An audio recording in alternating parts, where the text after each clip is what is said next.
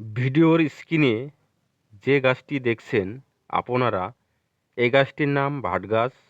বনে জঙ্গলে প্রচুর পরিমাণে দেখতে পাওয়া যায়। ভাটগাছের একটি মারাত্মক উপকারিতা শেয়ার করছি আপনাদের সামনে। যে সমস্ত শিশুর ঠান্ডা জ্বর কাশি ডাক্তার দেখিয়ে ভালো করতে পারছেন না, তাদের উদ্দেশ্যে বলছি, এই গাছের কচি পাতা তুলে এনে সকালবেলা খালি পেটে 2 থেকে 3 ml রস খাওয়াবেন মাত্র 3 দিন। দেখবেন ম্যাজিকের মতো ঠান্ডা জ্বর কাশি ভালো হয়ে গেছে।